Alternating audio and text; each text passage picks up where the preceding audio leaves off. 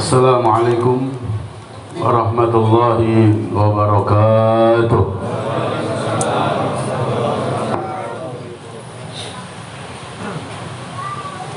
Bismillahirrahmanirrahim. Alhamdulillah alladzi bi ni'matihi tatimmu shalihat. Wassalatu wassalamu ala sayyidis sadat sayyidina Muhammad wa ala alihi wa sahbihi al-anjumiz zahirat.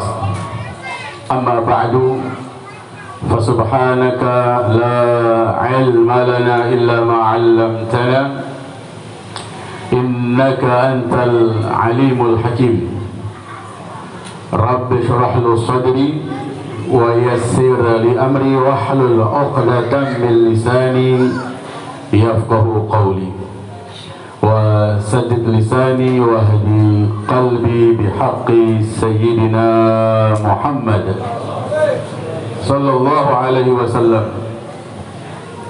Yang saya hormati dan yang saya muliakan para habaib, para asatidah, Ketua DKM Masjid Al-Ikhlas, Bapak Ketua RW 015, para tokoh masyarakat, para hujjaj, para orang tua.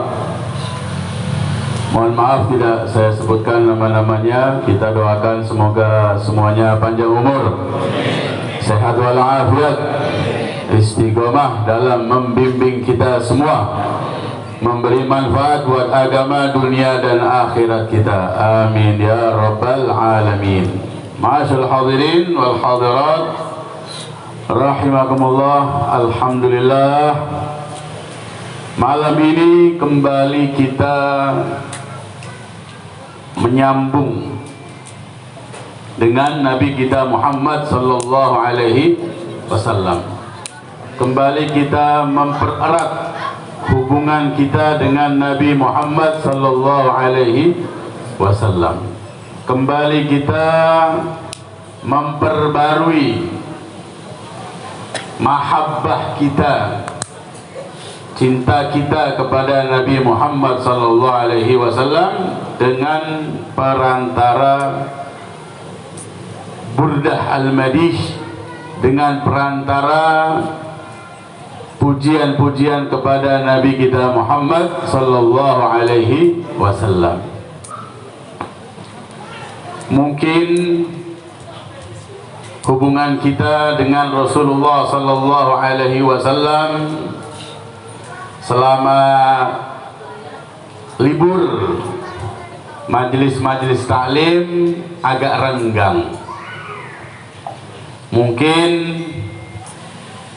cinta kita kepada Rasulullah sallallahu alaihi wasallam sebab lama tidak berjumpa dengan guru-guru yang mengingatkan kita kepada Rasulullah sallallahu alaihi wasallam, berkurang cinta kita kepada Nabi Muhammad sallallahu alaihi wasallam. Alhamdulillah, dengan taufik Allah, Allah subhanahu wa ta'ala menciptakan kekuatan untuk menghadiri majlis yang mengingatkan kita kepada Nabi Muhammad sallallahu alaihi wasallam. Semoga cinta kita kepada Rasulullah sallallahu alaihi wasallam mantap, hubungan kita dengan Rasulullah sallallahu alaihi wasallam kuat, yang akan menjadikan iman kita pastinya mantap dan kuat. Amin ya rabbal alamin. Ma'asyiral hadirin wal hadirat rahimakumullah. Di dalam surat Al-Maidah ayat 3, Allah subhanahu wa ta'ala berfirman, Al-yawma akmaltu lakum dinakum. wa atmamtu alaikum ni'mati wa raditu lakumul Islam dina. Abuya As-Sayyid Muhammad bin Alawi Al-Malik Al-Hasani pernah ketika membaca ayat ini, beliau ulangi berkali-kali sambil merenung, sambil juga menikmati ini ayat, karena ayat ini sangat erat hubungannya dengan Nabi Muhammad sallallahu alaihi wasallam. Walaupun di dalam ayat tersebut tidak ada nama Nabi Muhammad, tidak ada sifat Nabi Muhammad, tidak ada cerita Nabi Muhammad sallallahu alaihi wasallam. Allah Subhanahu wa taala berfirman, "Al-yauma akmaltu lakum dinakum."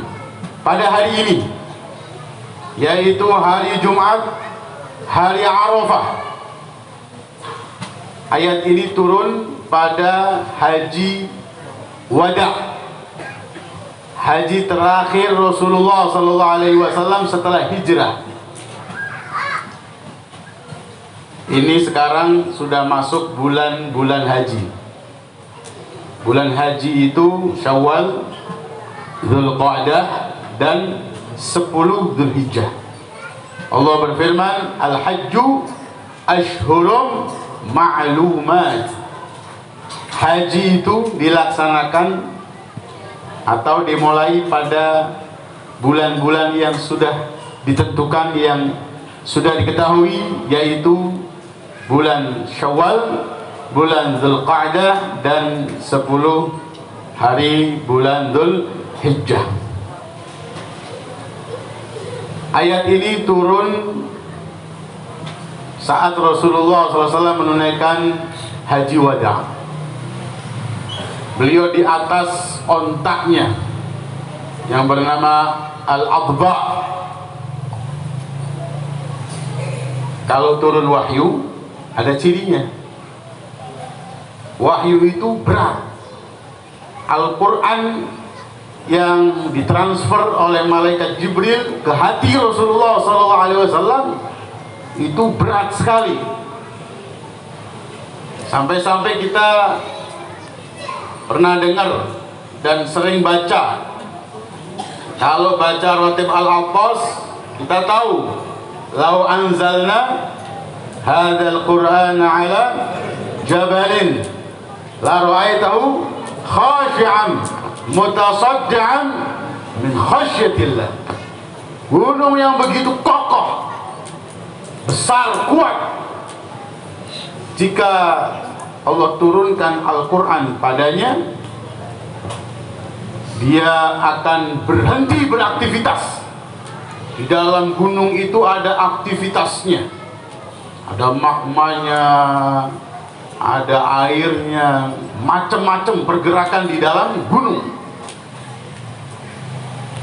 Jika Al-Quran Allah turunkan pada gunung yang begitu kokoh, yang begitu besar, berhenti beraktivitas dan bisa luluh lantang, tidak kuat menerima kalam Allah Subhanahu wa ta'ala. Apalagi hati manusia. Oleh karena itu, sebelum wahyu turun pertama, ketika Nabi di Goa Hira 17 Ramadan, Nabi dibelah dadanya. Pembelahan dada yang ketiga, dibelah dadanya, dikeluarkan hatinya, diisi dengan hal-hal, sesuatu untuk menerima kalam Allah Subhanahu wa ta'ala, untuk menerima wahyu Allah Subhanahu wa ta'ala, sehingga beliau kuat. Sehingga ketika wahyu kalau turun, Nabi kedinginan ketika musim panas. Musim panas, Nabi dingin, menggigil. Kalau musim dingin sampai berkeringat. Kalau beliau berada di kendaraannya, maka kendaraan tersebut atau onta akan terduduk.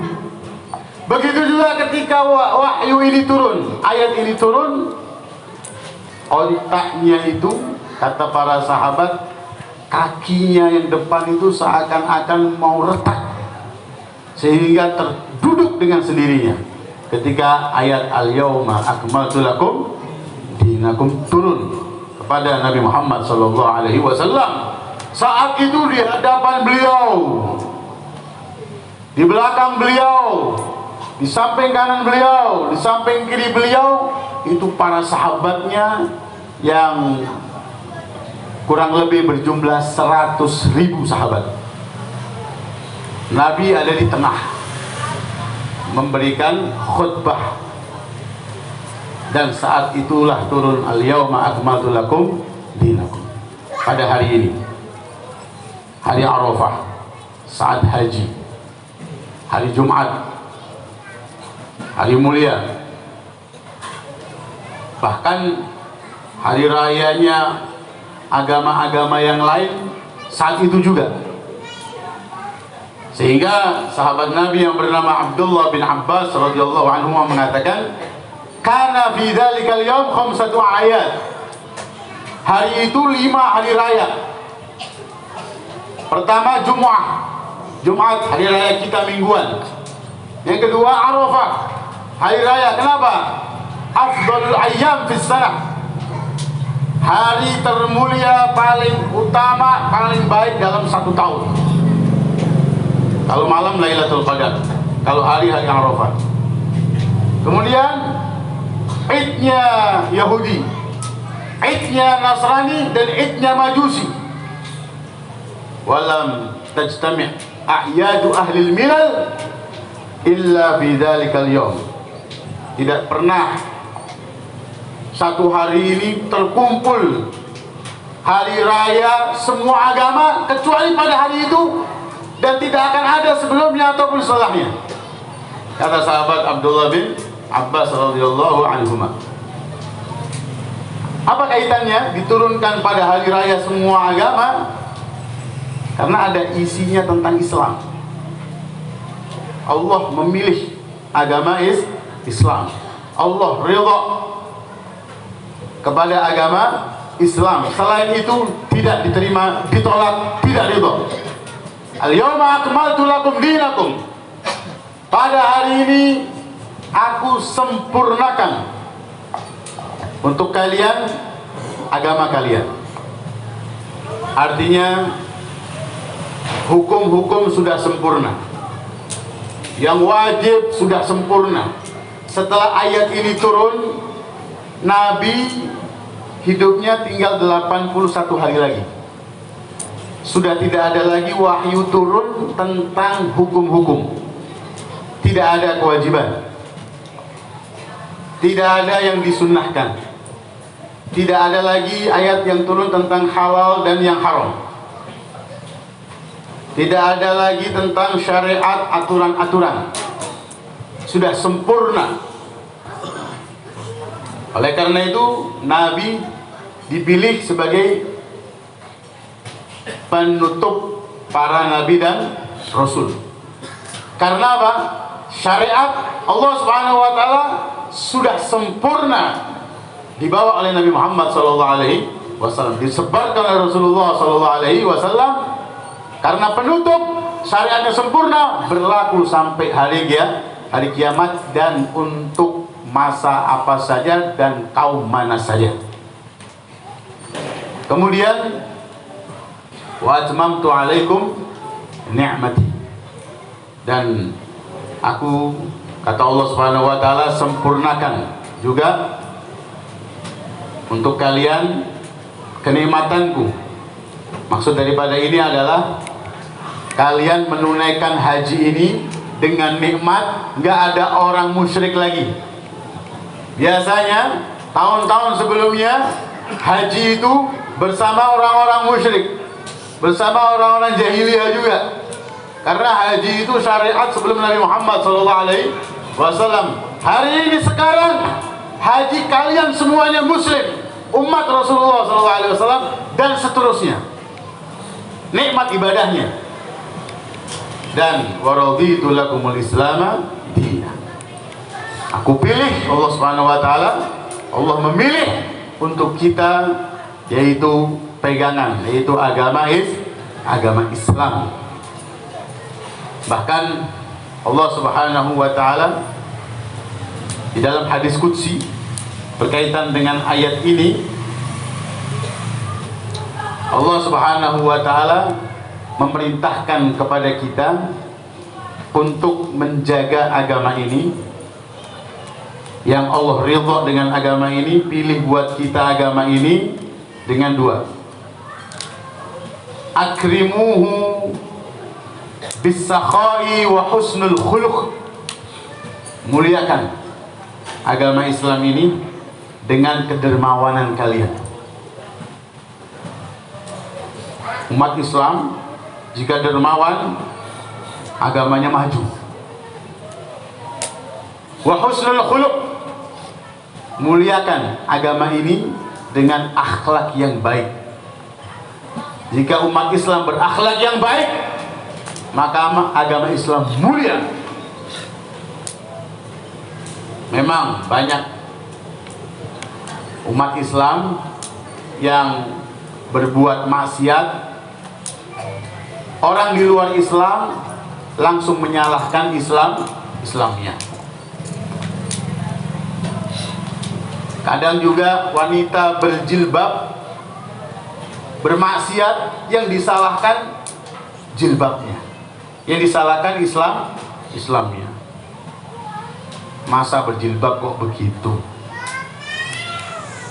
Seperti itu. Oleh karena itu, untuk menanggulangi hal-hal orang luar Islam mencela kita gara-gara pelanggaran kita, ayo muliakan Islam dengan kedermawanan dan dengan akhlak yang baik. Ma'asyiral hadirin wal hadirat rahimakumullah.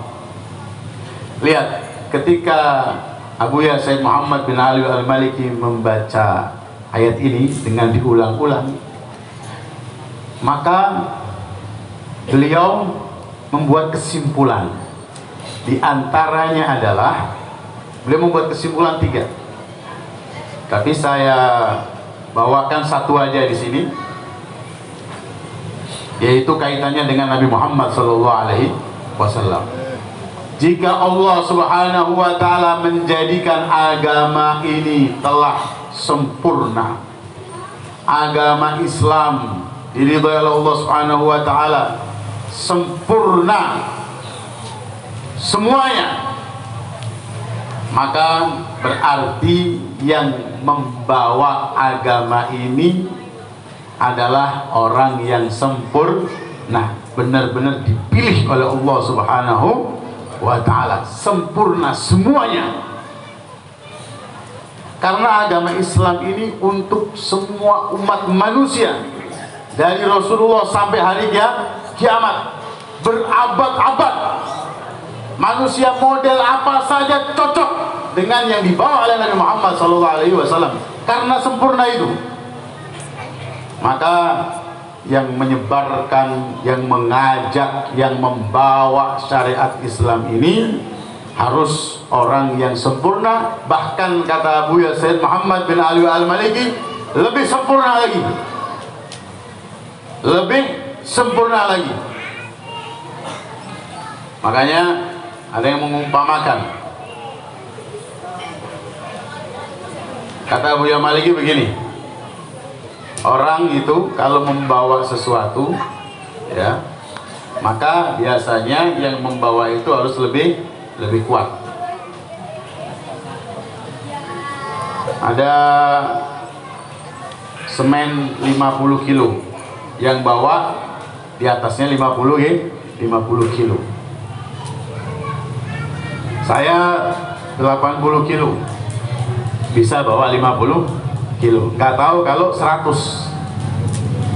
Mobil bawa mobil, yang bawa gede apa enggak? Yang bawa truk bawa mobil yang lebih kecil daripada truknya. Nah seperti itulah Nabi Muhammad SAW berarti lebih sempurna. Nabi Muhammad SAW lebih kuat. Dipilih oleh Allah Subhanahu wa taala Rasulullah sallallahu alaihi wasallam, sempurna semuanya. Makanya Imam Al-Busiri dalam burdahnya beliau mengatakan fahuwallazi tamma ma'nahu wa suratuhu summa astafahu habiban bari'un nasami. Fahuwallazi, maka beliau Rasulullah sallallahu alaihi wasallam yang tamma ma'nahu wa suratuhu, sempurna ruh jasadnya, sempurna akhlaknya, dan sempurna jasad tubuhnya, sempurna batin dan dohirnya, sempurna. Summa astafahu habiban bari'un nasami. Oleh karena itu, karena kesempurnaan inilah, maka bari'un nasami, pencipta manusia itu Allah Subhanahu wa taala, memilihnya sebagai habiban, kekasih Allah Subhanahu wa taala, sebagai nabi, sebagai rasul, sebagai pembawa syariat Islam. Oleh karena itu kita harus mengenal Nabi Muhammad SAW, sempurnanya Nabi Muhammad SAW, untuk menambah keberkahan. Di sini saya sebutkan tentang kesempurnaan Nabi Muhammad sallallahu alaihi wasallam dalam hal tubuhnya, dalam jasadnya. Yang terkenal adalah, atau yang masyhur adalah hadis Ummu Ma'bad. Hadis di dalamnya sifat Rasulullah sallallahu alaihi wasallam yang dikisahkan oleh As-Sayyidah Ummu Ma'bad radhiyallahu anha. Jadi Rasulullah sallallahu alaihi wasallam ketika hijrah, kira-kira 2 atau 3 hari setelah keluar dari Gua Thur. Jadi Gua Thur, tempat Rasulullah bersembunyi bersama Sayyidina Abu Bakar As-Siddiq 3 malam di situ, kemudian melanjutkan perjalanan ke arah Madinah. Beliau berempat, Rasulullah SAW, Sayyidina Abu Bakar As-Siddiq, kemudian pembantu Sayyidina Abu Bakar namanya Amir bin Fuhairah, dan penunjuk jalan yaitu Abdullah bin Uraiqid. 4 orang ke arah Madinah, sekitar 130 km dari Mekah. Mereka berempat itu kehabisan bekal, kemudian melewati tenda yang besar seperti rumah, ya. Nah, disitulah Rasulullah SAW bertemu dengan Ummu Ma'bad. Ummu Ma'bad sedang di teras tenda, di depan tenda. Ummu Ma'bad ini perempuan tua, sudah tua. Rasulullah SAW ingin membeli kurma atau daging yang ada di Ummu Ma'bad, tapi ternyata nggak ada, bahkan nggak ada makanan, nggak ada minuman, karena tahun itu adalah tahun paceklik. Kemudian Rasulullah SAW melihat di samping tenda itu ada kambing yang kurus sekali. Kemudian Nabi mengatakan, itu kambing kenapa? Cuman ada satu. Dijawab sama Ummu Ma'bad, ini kambing ditinggal sama teman-temannya. Jadi kambing-kambing yang lainnya itu digembalakan oleh suaminya, Abu Ma'bad, digembalakan oleh suaminya. Ini kambing karena kurus, jalannya susah, maka ditinggal dia di sini. Akhirnya Rasulullah SAW mengatakan, boleh nggak saya minta izin untuk ngambil susunya? Kata Ummu Ma'bad, ini kambing kurus. Kalau kamu mau ambil susunya, coba aja diperas. Ini kambing kurus, susunya kempes, nggak ada isinya. Akhirnya Rasulullah SAW pegang itu susu kambing, langsung dengan tangan mulia Rasulullah SAW mengembang itu susunya, jadi besar. Kemudian diperah oleh Rasulullah SAW. Rasulullah perintahkan Ummu Ma'bad untuk ngambil tempat yang besar. Jadi semuanya minum. Ummu Ma'bad minum, Sayyidina Abu Bakar minum sampai puas, sampai kenyang, karena susu itu minuman dan makanan. Kemudian Amir bin Fuhairah minum, kemudian Abdullah bin Uraikid minum, dan kemudian diisi juga tempatnya sampai penuh. Dan kambingnya itu menjadi gemuk dengan sentuhan tangan mulia Nabi Muhammad SAW. Akhirnya setelah itu Rasulullah SAW melanjutkan perjalanan. Datanglah suaminya sambil bawa kambing-kambingnya yang kurus di situ, karena paceklik kambing-kambing kurus datang. Ya kan, habis dikembalakan, habis cari makan buat kambing. Jadi kalau di Arab itu, kalau di gurun pasir itu, kambing itu banyak, kambingnya itu banyak.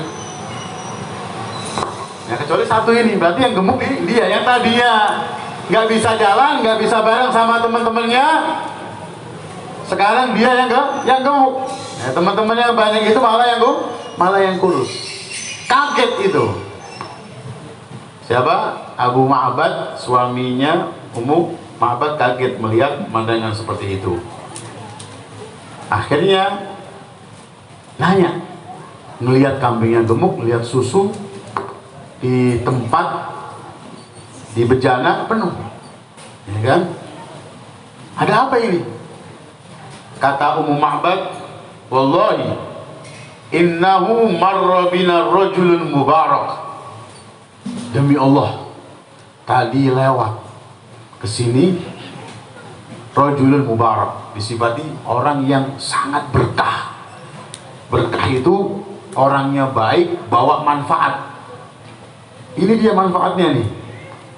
Akhirnya Abu Ma'bad minta kepada istrinya sifat orang tersebut.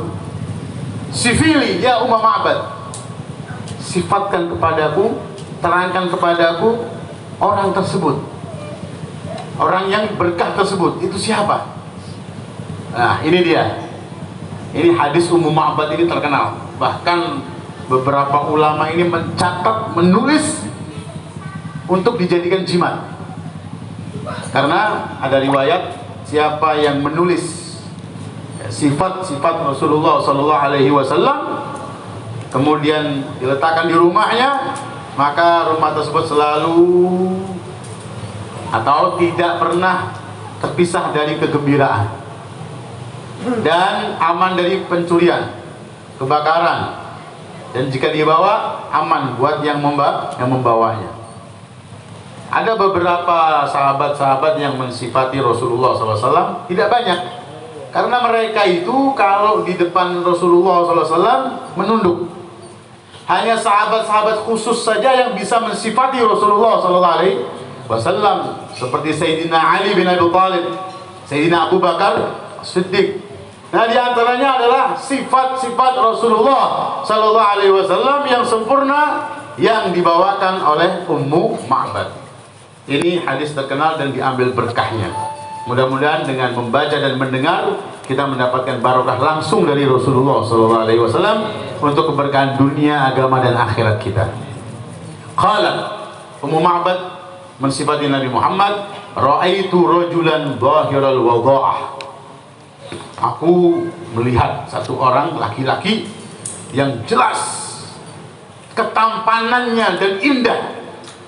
Zahirul wadha'ah, Ya, jadi wudhu itu kan bahasa Arab. Itu terjemahannya indah, bagus dan indah. Makanya kita kalau sering wudhu, artinya sering sholat, menjaga wudhu, maka kelihatan indah, kelihatan bagus. Walaupun hitam, jelek umpamanya, tapi kalau kita sering wudhu, nggak usah pakai rutin ke MS Glow, nggak usah. Nggak usah repot-repot glowing. Yang perempuan kalau pengen dilihat orang itu indah, ya cantik, wudhu. Jangan pakai topeng kosmetik. Apalagi yang laki-laki, ya kelihatan. Orang yang sholat sama yang nggak pernah sholat itu kelihatan wajahnya. Bahkan Nabi Muhammad SAW sendiri ya mengatakan, man taraka sholata muta'ammidan faqad bari'at minhu zimmatu Muhammad. Siapa yang meninggalkan sholat sengaja, maka aku lepas tangan. Artinya apa? Nabi nggak kenal dia. Karena nggak sholat, nggak pernah sholat berarti nggak pernah wudhu. Ada nggak orang wudhu terus tapi nggak pernah sholat? Pernah dapat orang begitu? Nggak pernah, ya kan? Namanya orang wudhu biasanya untuk sholat, ya kan? Jarang tuh. Kalau di sini di luar pondok pesantren, saya jarang mendapatkan orang wudhu buat mau megang Quran, baca Quran. Kalau di pondok pesantren sering, saya mau wudhu mau baca Quran. Kalau di sini di luar pondok pesantren rata-rata wudhu untuk sholat. Dan Nabi SAW mengatakan, aku mengenal umatku ini adalah dengan jadi manusia yang jumlahnya mungkin triliunan, kumpul semuanya. Sampai Nabi dikatakan, bagaimana engkau mengenal umatmu ya Rasulullah? Gampang, ghurran muhajjalin min atharil wudhu. Aku kenal umatku itu wajahnya bercahaya, tangannya bercahaya. Wajahnya bercahaya, tangannya bercahaya karena apa? Sebab bekas wudhu, ya. Jadi hari kiamat itu gelap, maka yang bercahaya pasti dikenal. Nabi tahu, dan mereka adalah umat Rasulullah SAW yang bercahaya datang kepada Rasulullah walaupun dia banyak dosa, langsung diberi syafaat oleh Rasulullah SAW. Yang nggak pernah sholat, nggak pernah wudhu berarti Rasulullah tidak mengenalnya. Makanya kalau pengen dapat syafaat Nabi Muhammad langsung surga, walaupun sudah divonis neraka, sholat 5 waktu. Allah Subhanahu wa ta'ala sendiri berfirman dalam Al-Quran, la yamlikuna syafa'ata illa man ittakhadha 'inda ar-rahmani 'ahda. La yamlikuna syafa'ata. Mereka tidak bisa mendapatkan syafaat dari Nabi Muhammad yang langsung ke surga, walaupun sudah divonis neraka, illa man ittakhadha 'inda ar-rahmani 'ahda. Kecuali mereka yang telah mengambil perjanjian dari Allah Subhanahu wa ta'ala.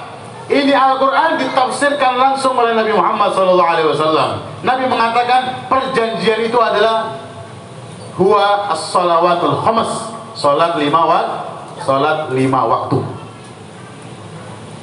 Begitu juga Al-Habib Zain bin Ibrahim bin Sumait dalam kitabnya Syarah Hadis Jibril, beliau mengatakan, orang yang tidak sholat 5 waktu, doanya tidak didengar oleh Allah.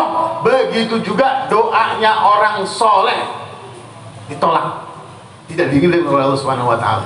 Orang soleh mendoakan, ente nggak sholat, ya datang ke Habib, datang ke Kiai, minta doa, Beb, Kiai, Ustadz, doakan saya biar rezekinya banyak. Doanya ditolak karena entenya itu sebagai penghalang, karena tidak sholat. Kecuali kalau doa buat hidayah aja, nggak sholat biar dapat hidayah baru tuh. Tapi kalau doa-doa selain itu nggak didengar sama Allah Subhanahu wa ta'ala, ditolak oleh Allah Subhanahu, doanya dia dan doanya orang soleh kepada dia. Itulah wudhu itu bagus dan indah. Makanya Muhammad mengatakan dhahirul wadha'ah, benar-benar tampan, benar-benar indah. Ablajal wajhi, wajahnya bercahaya. Lam tu'ibhu fajlah, tidak gemuk. Artinya itu perutnya tidak maju kayak saya. Ya, perutnya nggak maju, rata. Nabi itu dada sama perutnya rata. Ya. Nabi itu pilihan Allah, sebaik-baiknya manusia, maka dipilih semuanya. Badannya bagus, suaranya juga suaranya bagus. Ngaku Nabi kok krempeng, ngaku Nabi kok gendutnya luar biasa. Nah, udah bisa dengan dohirnya saja kita udah tahu. Kalau kita ngaji tahu ilmunya, nggak bakal ikut-ikutan loh. Ya kan? Ma ba'asallahu nabiyyan illa hasanal wajhi was surah. Kata Rasulullah, Allah tidak mengutus nabi kecuali perawakannya tampan, ganteng, bagus, dan juga suaranya bagus. Kemudian walam tazru bihi saqlah, tidak kurus, tidak gemuk, tidak kurus. Wasimun qasim, wasimun qasim sama, wajahnya itu indah bercahaya. Fi ainaihi da'aj, di matanya itu, matanya putihnya itu sangat putih, hitamnya itu sangat hitam. Kemudian wa fi asfarihi wataf, bulu matanya itu tebal, bulu matanya tebal. Wa fi sautihi sahal, kalau bicara itu jelas. Jadi suaranya itu kalau tajwid makhorijnya itu jelas, ditekan semuanya, ya, ditekan semuanya. Makanya Rasulullah itu dijuluki afsahukum, Rasulullah itu afsahukum man nataqa bid-dhad, orang yang paling fasih ketika mengucapkan apa? Dhad. Dhad itu kan paling susah itu, dhad. Ya. Kalau jadi imam wala sholin, mundur. Ya. Jadi imam wala sholin, mundur, jangan jadi imam. Ya. Kalau makmumnya semuanya wala sholin silahkan, nggak apa-apa. Kompak wala sholin. Jadi wala dhalin. Saya pernah dikasih tahu guru kami Habib Muhammad bin Idrus Al-Haddad itu pernah belajar dhad doang, belajar dhad, ya. Jadi Nabi itu kalimatnya itu jelas semuanya, jelas kalimatnya. Jadi, antara sin, ta, sama sod itu jelas semuanya. Kalimat-kalimatnya yang keluar dari beliau itu jelas. Kemudian disifati lagi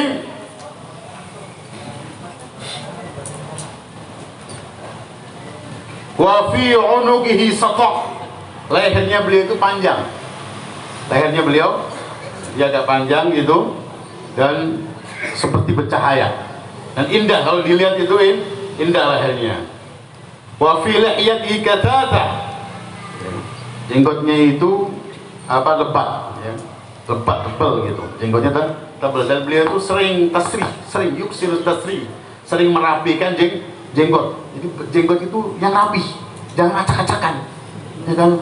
Atas nama sunnah tapi acak-acakan. Makanya kalau jenggot cuma 7 lembar, potong aja udah, ya. 11 lembar, potong aja sudah. Acak-acakan, aduh, atas nama sunnah, jenggotnya ke kanan, ke kiri kayak ikan lele, ya. Rasulullah itu hampir setiap hari itu selalu merapikan jenggotnya. Beliau yang tampan itu selalu merapikan rambutnya dengan minyak, pakai minyak Rasulullah SAW. Dan beliau itu kalau mau nemuin tamu itu ngaca dulu. Beliau itu ganteng, bangun tidurnya nggak seperti kita. Bangun tidurnya beliau itu seperti udah rapi. Ya, kalau kita kan bangun tidur, ya kan, takut ada beleknya, ada ilernya putih-putih di mulut, ya kan, mau melek juga sungkan. Kalau Rasulullah bangun tidur sudah ganteng, udah cakep, walaupun belum rapi-rapi, tetap beliau itu kalau ada tamu lihat cermin dulu, ya, menyisir. Rasulullah tuh sering bawa sisir. Ente bawa apa coba? Pernah bawa sisir di sini? Lihat orang dulu kan ya, orang dulu bawa sisir. Ya, Rasulullah bawa sisir, bawa nyela-nyelain apa gigi, ya kan? Ente kan habis ini kan makan daging tuh, ente bawa kan tuh, ya kan? Apa namanya, tusuk gigi. Rasulullah bawa selalu membawa itu. Kemudian disebutkan oleh Ummu Ma'bad di sini, azaj aqran, kemudian alisnya itu melingkar, ya, seperti nun, kemudian tebal dan menyambung, hampir menyambung. Itu alisnya Rasulullah sallallahu alaihi wasallam. In samata alahul waqar wa in takallama sama. Kalau beliau diam aja itu tenang. Kemudian berwibawa. Kalau bicara tambah lagi berwibawa. Ini panjang sifat Ummu Ma'bad, ya, tentang Rasulullah sallallahu alaihi wasallam. Intinya kita baca panjang banget ini. Intinya kita yakini, ya, beliau adalah sempurna dari segala sisi. Sempurna jasadnya, sempurna dalamnya rohaniahnya. Jadi kalau ada kita dengar ataupun dari ulama mana saja, ya kan, mengurangi derajat Nabi Muhammad SAW dari fisiknya ataupun akhlaknya, ya jauhi itu. Jadi kita harus ngerti maksud daripada ini apa, maksud daripada dosa dinisbatkan kepada Nabi apa, maksudnya Nabi disihir apa, maksudnya Nabi lupa apa. Itu semua dijelaskan oleh Abu Yazid Muhammad bin Ali Al-Maliki Al-Hasani. Nabi lupa dalam sholatnya. Lupa itu kan kekurangan, ada maksudnya. Ada kalimat dosa yang disebutkan kepada Rasul, apa maksudnya. Jangan sampai berpikiran Nabi dosa, berpikiran Nabi lupa seperti kita, atau Nabi kesihir, Nabi kena juga kemasukan setan umpamanya. Ya, jangan. Itu buang jauh-jauh, karena kita sudah meyakini dengan dasar ayat ini, al-yauma akmaltu lakum dinakum. Agama sempurna, maka yang membawa lebih sempurna. Mudah-mudahan dengan hadis Ummu Ma'bad ini kita makin cinta kepada Nabi Muhammad SAW. Iman kita kuat kepada Nabi Muhammad SAW, makin setia di jalan Nabi Muhammad SAW, dan kita lebih semangat untuk membantu dakwah perjuangan Nabi Muhammad SAW, sehingga kita kelak dikumpulkan bersama Nabi Muhammad SAW. Di sakaratul maut kita dihibur oleh Nabi Muhammad SAW. Di alam barzah kita dihibur oleh Nabi Muhammad SAW. Di mahsyar dibangkitkan kita bersama Nabi Muhammad SAW. Di surga bersama Nabi Muhammad SAW. Amin ya rabbal alamin. Allahumma hadina bihudak waj'alna mimman yusari fi ridak wa la tuwallina waliyan siwak wa la taj'alna mimman khalafa amraka wa 'asak wa hasbunallahu ni'mal wakil wa la hawla wa la quwwata illa billahil 'aliyyil 'azim. Sallallahu ala sayyidina Muhammad wa ala alihi wasallam. Alhamdulillahi rabbil alamin. Mohon maaf. Assalamualaikum warahmatullahi wabarakatuh.